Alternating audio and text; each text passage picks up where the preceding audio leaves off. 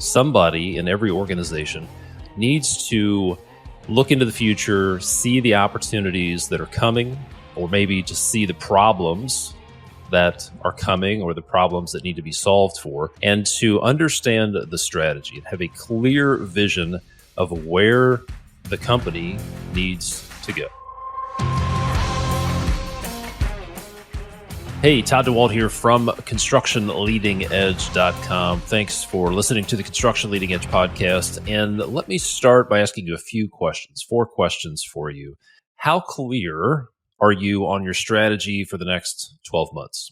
Whether you're a business owner or an employee, maybe you're a college student, wherever you're at, how clear are you on your strategy to be successful over the next 12 months? And then what would it be like if you had a clear strategy for the next year to have detailed performance specifications for your business or your job, and then know what you need to do to make that happen?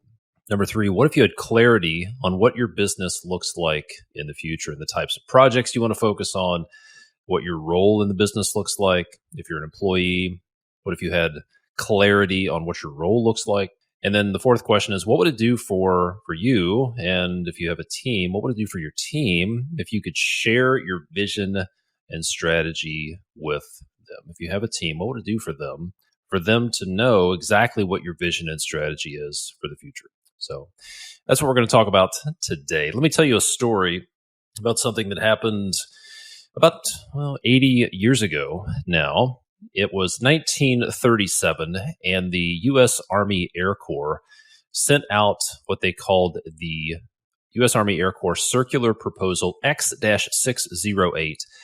They sent this out to the leading aircraft manufacturers for the design and manufacture of a new pursuit aircraft. It would be a radical departure for existing fighters and required the following specifications. Okay, this is what they did.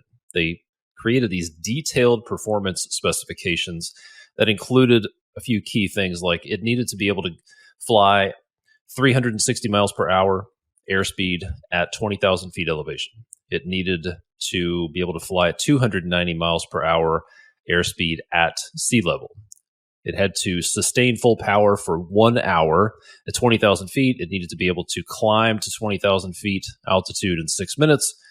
And it needed to be able to take off and land within a 2,200-foot runway while clearing a 50-foot obstacle. These were the detailed specifications that were in this proposal.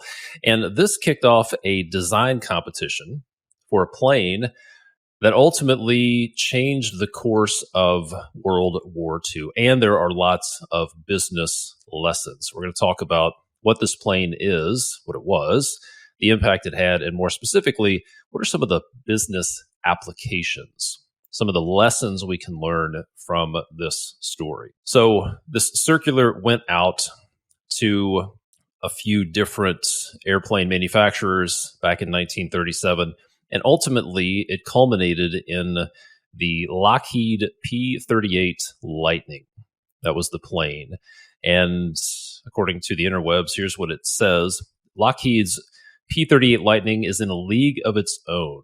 As one of the most influential fighters during World War II, the, quote, fork-tailed devil flew more than 130,000 missions in theaters across the globe and was a crucial weapon in the American arsenal. Used in an aerial reconnaissance role, the P-38 would account for 90% of the aerial film captured over Europe. Over 10,000 P-38s were built, and it was the preferred aircraft for America's 2 top aces. This first gentleman's name is Dick Bong. It's his real name. And he had over 40 aerial victories, and Tommy McGuire, also a P-38 pilot, was credited with 38 victories. Some historians would even say that the P-38 Lightning tipped the balance of power in the war against Japan in the Pacific. And it all started with that circular. So let's talk about some of the lessons that we can take away from this story of the P-38 Lightning. So the first lesson is that the design started with performance specifications, okay? The birth of the P-38 Lightning started with a set of performance specifications. This is what the Army Air Corps said. This is what this plane needs to be able to do. It answered the question, what can it do? Specifically, airspeed at 20,000 feet, airspeed at sea level, had to be able to climb to 20,000 feet in 6 minutes, and it had to be able to take off and land on a runway of certain length. Those were the performance specifications. There are a few other things they specified, but this was really pushing the envelope because at that time, no plane could fly 360 miles per hour. Okay. So the lesson here is that the specifications, or what you might call constraints, they put constraints on this plane. They had detailed performance specifications. They drove innovation. The U.S. Army Air Corps specified what, and then they left it up to the aircraft manufacturers as to how to make that happen. All right. So the lesson here is they created detailed specifications, detailed performance specifications that drove innovation. They put constraints on this plane. Some people think constraints are bad, but constraints actually drive innovation. So the Air Corps specified what they wanted it to be able to do, how it needed to be able to perform, and then they left the details up to the aircraft manufacturers. We'll talk some more about that in a minute. Here's the business application. If you're wondering, what in the hell does this have to do with the construction business? Let's talk about that. Here's the business application. Number one, if you are a business owner, you get to create the performance specifications for your business. Okay? Let me say that again. As a business owner, you get to create the performance specifications for your business, right? As I like to say, somebody is going to determine how successful your business is. Somebody's going to determine how much income you earn. Someone will determine how much wealth you create. Someone will determine what your lifestyle looks like. I say it might as well be you. Somebody is going to determine the performance of your business. Maybe you might think it's the economy or customers or your subcontractors or whoever's in the White House or whoever's at the helm of the Fed. But the truth is, you get to determine your lifestyle. You are in the driver's seat. So you get to answer the question that the Army Air Corps asked, which was, what do we want this thing to do? When you look at your business, you need to ask, and you get to ask, what do I want this thing to do? What do I want it to create? What are the performance specifications for my business? So at its most basic form, if we boil it down, you need to, and you get to answer the question, what do you want? Okay. You get to decide what do I want? What do I want? And this reminds me of a story. I talked to a guy sometime in the last year, and he was a painter. He was a painting contractor. And I was asking him what some of the things were that he wanted to change about his business. And he said, well, I'm always the last guy in, and I get delayed by everybody else, and I'm the last guy into the job. I'm the last guy to get paid, bitching and moaning about this sort of stuff. And I said, what do you expect? You're a painter, right? Like, if you want to be the first guy into a project, you probably don't want to be a painter because the painter's the last guy in. So it had never occurred to him that he had the choice to change his business. He just felt like he was stuck. Somehow the universe made him a painter and there's nothing he could do about it, which is ridiculous. So you get to ask, what do you want? What does your lifestyle look like? What does your personal income look like? What type of clients do you want to work with? What type of projects do you want to do? Where in the world do you want to operate? Where in the country do you want to operate? What type of people do you want to work with? What type of clients do you want to interact with?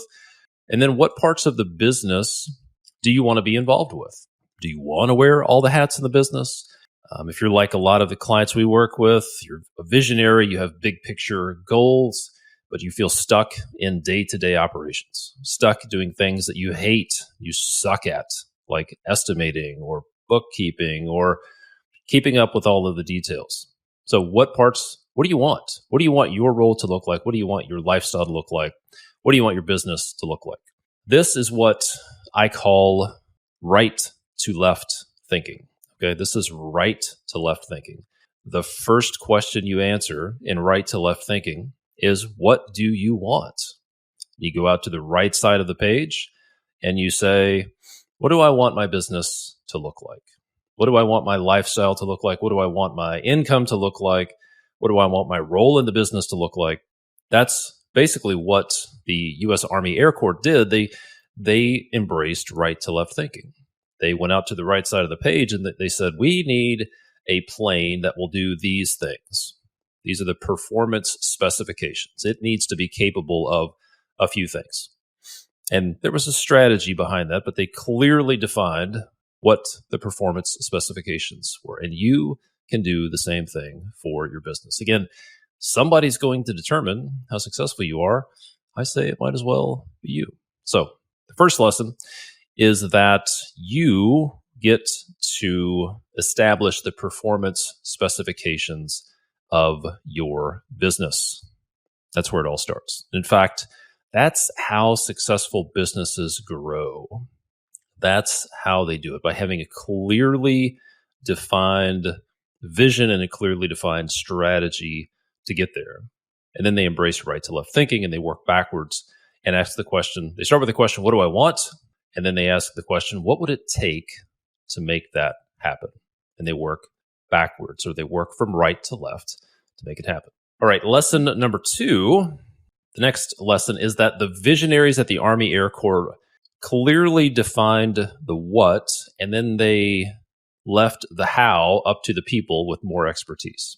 Okay, the visionaries, let's call them visionaries, because they clearly articulated the vision for this plane.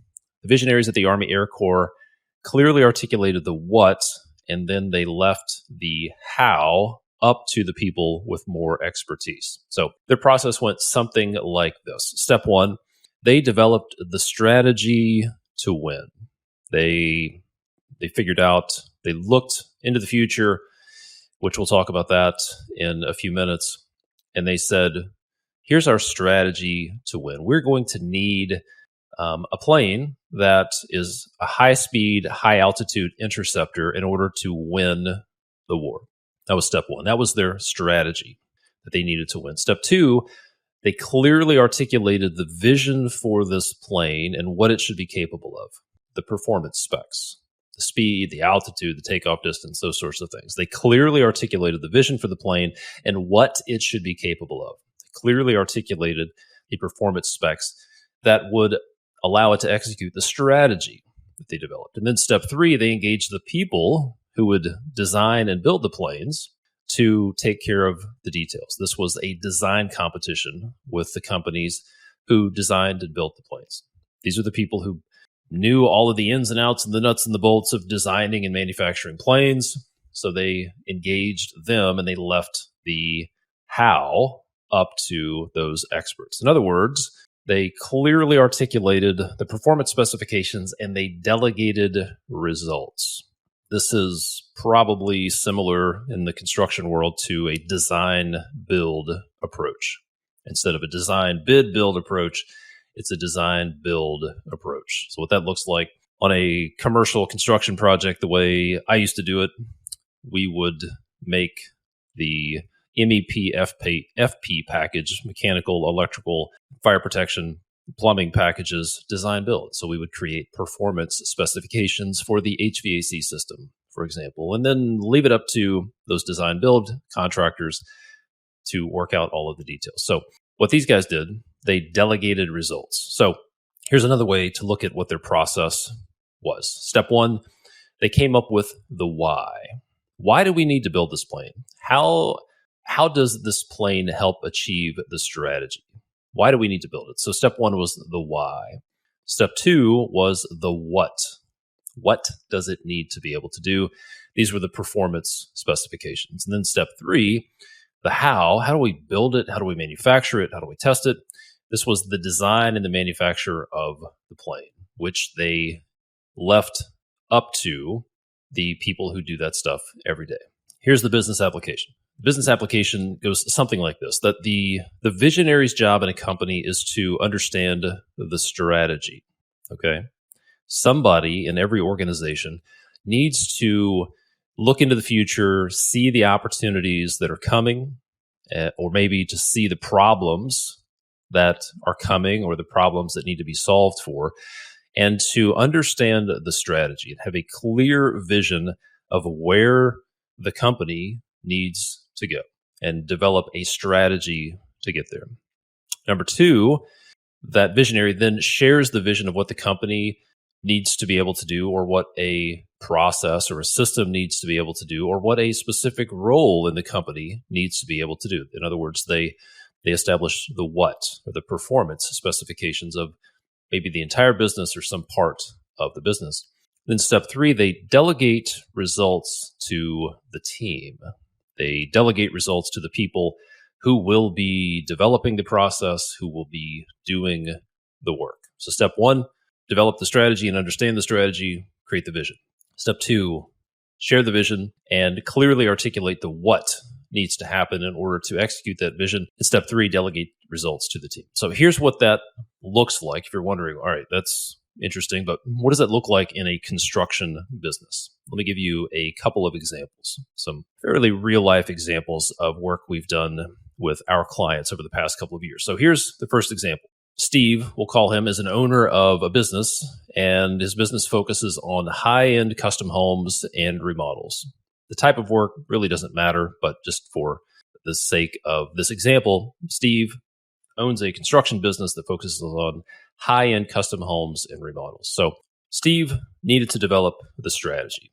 All right, so here's the strategy. Steve recognizes that there's a shift coming in the custom home and the remodeling market. He believes that customers expect right now and then in the future, there's a shift, there's a trend coming where customers expect a great experience throughout the process, not just a quality product with a subpar experience that they're willing to tolerate, right? So he can see it coming in other parts, other industries, that customers are no longer just satisfied with something that goes like, well, we built our home, the house is great, but the experience was a nightmare. He sees a trend coming that customers want a good experience and a good product. They want to enjoy the process, not just have to endure the process. So that's the strategy. That we need to be able to provide a great experience. We need to differentiate ourselves from the competition, these other guys who are the chuck in a truck, the guys who are just focused on building, but they're not focused on the experience. They're going to get left behind. There's a disruption coming. That's the strategy. Then Steve says, okay, what's the what? How do we develop the what? So Steve does some root cause analysis and looks into what's affecting the customer experience and comes to the conclusion that most of the problems can be traced back to one thing. When he does a root cause analysis of what is frustrating customers, what's causing delays, what's causing confusion, what's causing stress for the client during the build process, he realizes that it comes back to one thing. And that one thing is a good handoff. He came to the conclusion that a full 80%, maybe more, of the problems that show up on job sites, missed expectations, stressful situations for clients, profit bleeds for him, can be traced back to the handoff. And he realizes the key to solving a lot of his problems is to have a good handoff from the office to the field. This is a disciplined pre-construction process. When he looks at the industry, he realizes, okay, these companies that are scaling, they're growing, they're providing a great experience, they're not just a great construction company, but they're a great pre-construction company. There's an emphasis on pre-construction. And speaking of which, I interviewed a gentleman named Wes Palmisano a few episodes back, and he talked about one of the keys to growing his business up to $250 million. This is a construction company. One of the keys to growing his company to $250 million was focusing on pre-construction. And that was episode 309. Go check episode 309 out. So back to our example, Steve realizes, all right, The shift is we need to provide a great experience for our customer. When we do that, we're going to differentiate ourselves from the competition, and we'll dominate our market. So we need a disciplined pre-construction process. And what we call this is nailing the handoff. So Steve establishes the performance specifications for a good handoff that include 4 things. He could just say, you know what, guys, we need to do a better job at the handoff. Okay, what does that mean? He realized doing better at the handoff is not clear enough. So he comes up with 4 performance specifications for a good handoff. Number 1, all design and all selections are made before the handoff.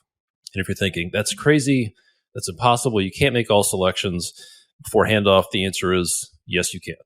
And you should. Number 2, the second performance specification is that the field team has everything they need to finish the job instead of just enough to start.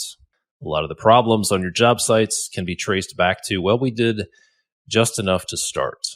The field team didn't have everything they need to finish. They had just enough to start. So the second performance spec is field team has everything they need to finish. Specification number 3, there's clear accountability for the handoff. There's one person who is accountable for nailing the handoff. And then number 4, it's documented.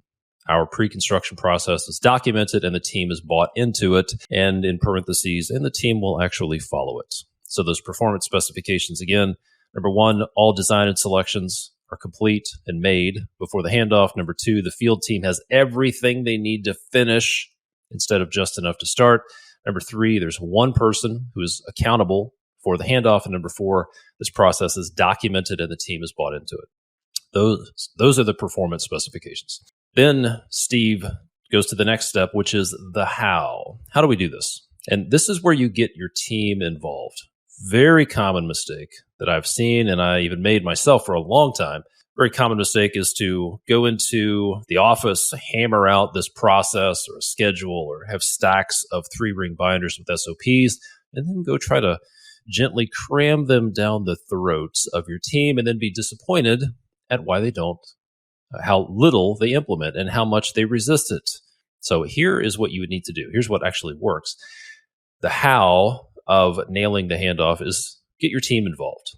Outline the specifications for your team.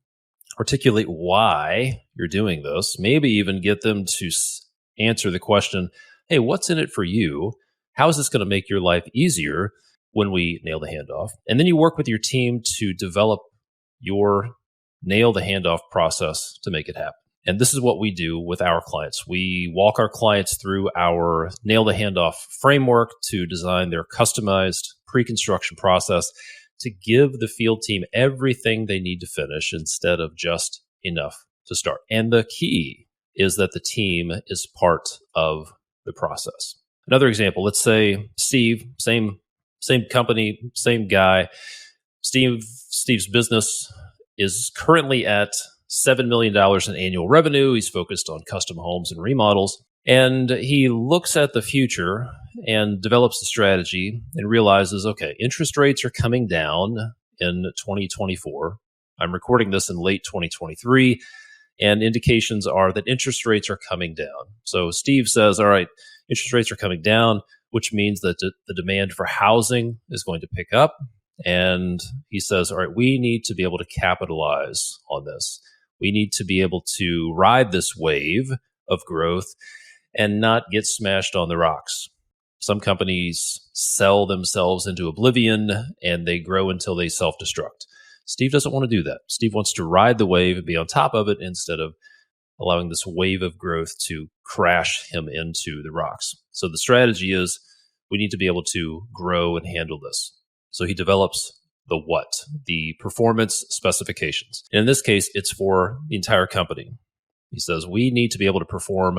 We're at $7 million now. We need to be able to perform $10 million worth of work in 2024, and then $13 million of work in 2025 at a net profit of 15% at the end of the year. We need to be able to commit to a move-in date 90 days in advance.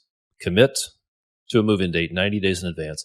And then he decides when he looks at his business, he says, I, as the owner, will only be involved in the visionary role and the sales role.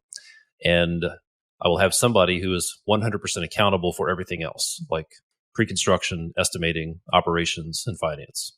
Steve looks at his unique gifts and says, I love selling. I want to be the visionary. I need to free up my time in order to grow and enjoy what I'm doing. I want to only be focused on the visionary role and the sales role in the organization. Now, the next step is the how. The how. So this is what we help our clients do here at Construction Leading Edge when it comes to the how. We would help Steve design his organization for the future.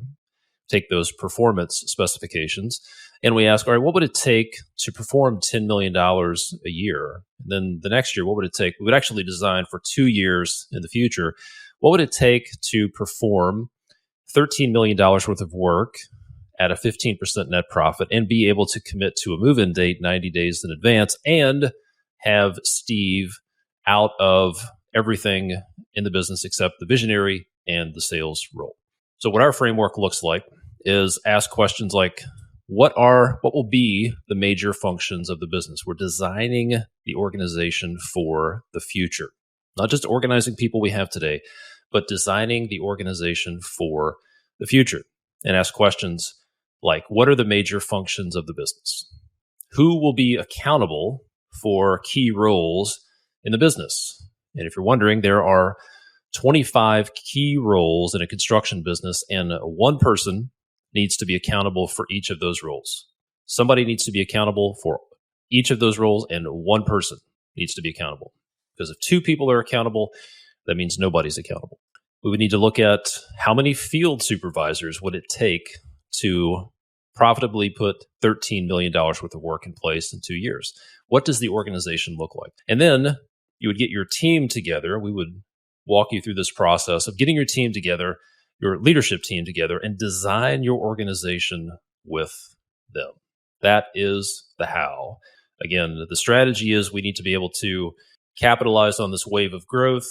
The what is the financial specifications for revenue, for profitability, and Steve's involvement in the business. And then the how would be designing this organization for the future and doing it with your team. So that's lesson number 2. Business lesson number 3 is that they started casting the vision. The Army Air Corps started casting the vision for the P-38 Lightning years before they needed it. They started casting this vision years before they needed it. So if you look at history, you'll know that Hitler invaded Poland in 1939, and the U.S. entered the war in 1941. And this design competition process started in 1937, 2 years before Hitler invaded Poland, and about 4 years before the U.S. entered the war. So here's the business application. The time to develop a strategy is before you need it, right? The time to develop a strategy is not, well, in this case, the time to say, oh, we need a plane is not December 8th, 1941, the day after Pearl Harbor. In this case, they saw the need, they developed the strategy, they had the vision 2 years before Hitler invaded Poland, 4 years before the U.S. entered the war. So the time to develop a strategy is before you need it. You need to be able to look 1 year, 2 years, 5 years down the road, be able to see what's coming and plan for it and to develop a strategy. You need to have a vision for where you're going and have a strategy to get there. And in order to do that, you need to have the bandwidth, the time, and the energy to think. That means you can't be stuck in day-to-day firefighting. You can't be stuck wearing all of the hats in your business. You just won't have the energy or bandwidth if you're so busy looking at, if you're stuck in the next 8 hours or maybe the next 4 hours, then there's no way you're going to be able to look down the road. So the time to develop a strategy is now. If you're thinking, maybe it's just never occurred to you to think about down the road, what might happen 2 years down the road. Here we are at the end of 2023, and there are some things to consider. Interest rates are coming down. What does that mean? There's an election year coming. There's an election coming in 2024. What does that mean? How does that impact my business? Where is my industry going? What are the trends for my customers? What are my clients looking for? You need to be able to put your ear to the ground and have some idea of what's coming. Obviously, nobody can see the future, but if you're not even thinking about the future, there's a 100% chance you will be surprised by it. So here are a few questions for you to consider. Same questions I kicked this podcast off with. First of all, how clear are you on your strategy for the next 12 months? Do you have a strategy? Do you know where you're going, where you want to be 12 months from now? When you think about it, how clear are you on your strategy for the next 12 months?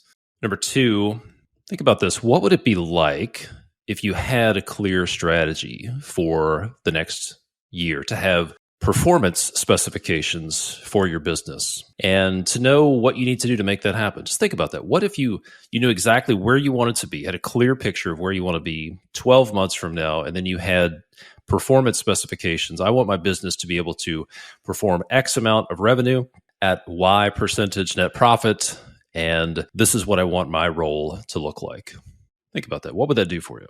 And what if you had clarity on what your business looks like in the future? What if you had clarity on the type of projects that you want to focus on, the type of clients you want to work with, and then had clarity on what your role in that business looked like? And then lastly, let's think about your team. What would it do for your team if you could share that vision and strategy with them? What would it do for them to know, all right, this is where we're headed. The ship is going somewhere, and we know how we're going to get there. What would it do for them to have the clarity and the confidence that they're headed in the right direction? If that sounds good to you, if you would like some clarity on your plan for the future, then we have a new offer, new download for you. You can go download our strategic planning guide for free by going to constructionleadingedge.com/planning. You'll be able to download this PDF, this strategic planning guide, that a few hundred of our clients have used to get clarity on what they want their business to look like in 5 years. It will take you through a process of going 5 years into the future, putting a stake in the ground, saying, this is where we're going.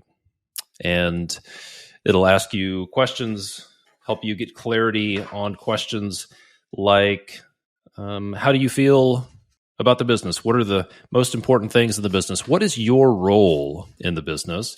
And you'll also it'll walk you through a process to develop specific measurable goals that you want to achieve in the next year, to create detailed performance specifications for your business. And I would encourage you to be very specific about your goals. So if you want to get your free copy of our strategic planning guide, go to constructionleadingedge.com/planning, PLANNING.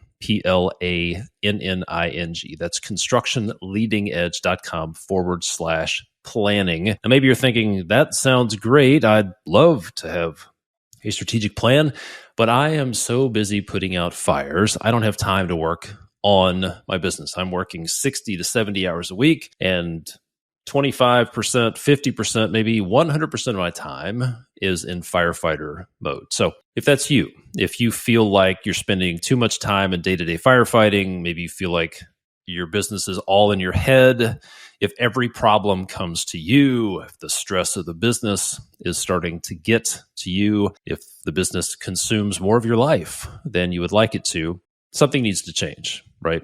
So if you want your business to run without you to some degree, so maybe you can just spend a few hours a day working on your business. Maybe you want to be able to take a long weekend. Maybe you want to take a proper vacation. Maybe you want to sell your business someday. Maybe you just want your business to survive. If something happens to you, then you need to have a few crucial systems in place to make that happen. If you want your business to run without you to some degree, you need to have a few crucial systems in place. We talked about a few of those in today's episode: nailing the handoff, number one, and designing your accountability chart. These are proven crucial systems that have helped hundreds of our clients get out of their business to some degree. So if you would like our help installing those crucial systems in your business so it'll run without you, so you can get out of day-to-day firefighting, maybe if you feel like a visionary who is stuck in day-to-day operations, here's the next step. Go to constructionleadingedge.com/apply and apply for a free business evaluation call with my team. On that call, we'll help you uncover the real root causes of some of your issues that you're dealing with, help you get clear on your objectives, walk you through what those crucial systems are, and help you map out a plan to make it a reality. And if it looks like you're a good fit, we'll discuss our Systematize Your Construction Business program. Just please note, these calls are not for everyone. They're only for construction business owners, and there are limited spots available in our program. So if that's you, if you want to schedule a free or apply for a free business evaluation call, please go to constructionleadingedge.com/apply, APPLY. And hey, if you get value from this podcast, if you would leave a rating and or a review on Apple Podcasts or whatever podcast platform you're on, I would appreciate that. That would mean a lot to me. Hey, thanks for listening. Head over to constructionleadingedge.com and check out some new updates to the website. We have a podcast directory. You can go to constructionleadingedge.com, click on podcast, and then you'll find a search bar where you can search for topics. If you want to look up handoff or pre-construction or the name of a guest, maybe you listen to an episode and you're like, I can't remember which episode that was. You can search for that and find that episode on there. Thanks for listening. My name is Todd Dawalt from constructionleadingedge.com. I'll see you next time.